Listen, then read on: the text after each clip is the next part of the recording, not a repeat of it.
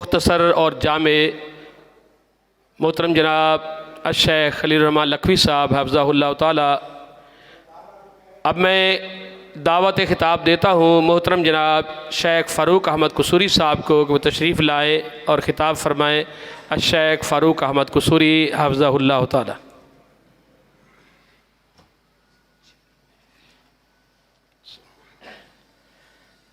السلام علیکم ورحمۃ اللہ وبرکاتہ۔ الحمد للہ وکفا والصلاة والسلام علی من لا نبی بعد، اما بعد فاعوذ باللہ من الشیطان الرجیم، بسم اللہ الرحمن الرحیم۔ فإن آمنوا بمثل ما آمنتم به فقد اہتدوا۔ اللہ تعالیٰ نے پوری امت کے لیے ایک حکم دیا کہ اگر تم صحابہ جیسا ایمان لے آؤ تمہاری کامیابی یقینی ہے، کیونکہ صحابہ کرام وہ ہستیاں ہیں جنہوں نے پیغمبر علیہ الصلوۃ والسلام کے سامنے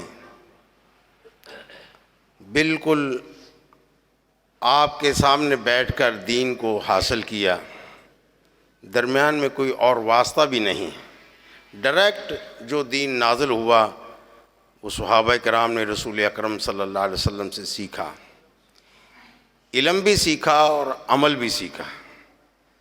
صحابہ فرماتے ہیں کہ ہم اللہ کے رسول صلی اللہ علیہ وسلم سے 10 آیات لیتے تھے، ان کو یاد کرتے تھے، پھر ان کو سمجھتے تھے، پھر اس پر عمل کرتے تھے، اس کے بعد پھر اور 10 آیات لیتے تھے۔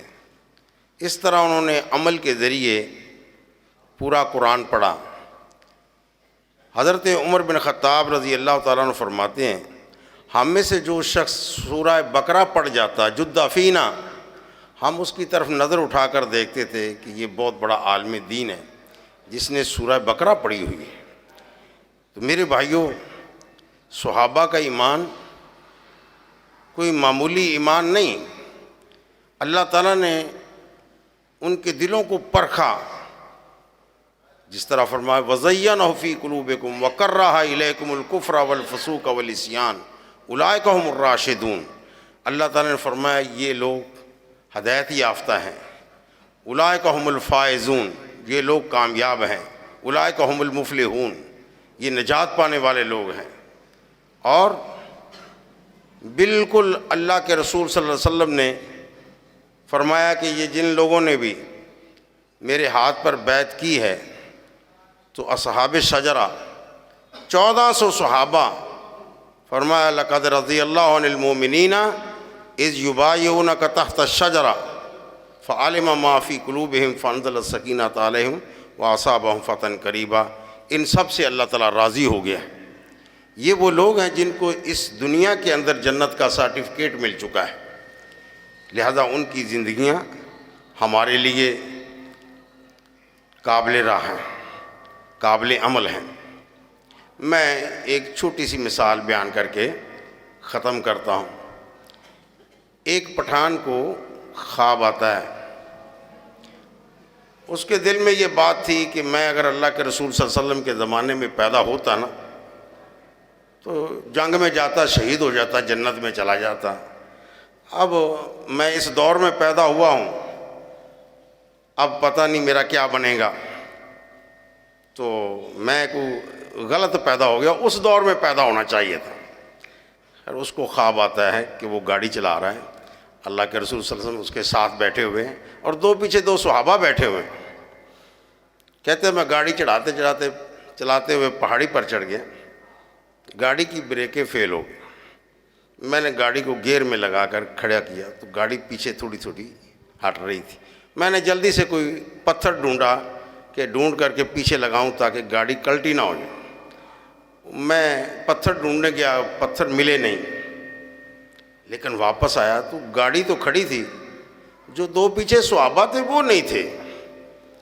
میں نے پیچھے دیکھا تو ٹائروں کے نیچے سر دیے ہوئے تھے، تو کہنے لگا خان تو صحیح وقت میں پیدا ہوا ہے، یہ ٹائروں کے نیچے سر صحابہ ہی دے گئے تھے، ہم لوگوں سے ٹائروں کے نیچے پتھر تو دے سکتے، سر نہیں دے سکتے۔ تو یہ صحابہ کرام ہی تھے جنہوں نے پیغمبر علیہ الصلوۃ والسلام کا ساتھ دیا.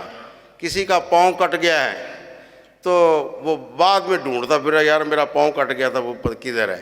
کسی کا بازو کٹ گیا ہے, چلنے میں تکلیف ہو رہی تو پاؤں کے نیچے ایسے جیسے ٹہنی کھینچ کے توڑ دیتے ہیں کہ یہ تکلیف دے رہا ہے تو جہاد میں رکاوٹ بن رہا ہے تو اس کو الگ کر دو. کسی نے کہا کہ آپ ایسا کریں کہ قلعہ فتح نہیں ہو رہا, آپ مجھے قلعے کے اندر دیوار میں پھینک دیں, پیچھے میری تلوار پھینک دیں.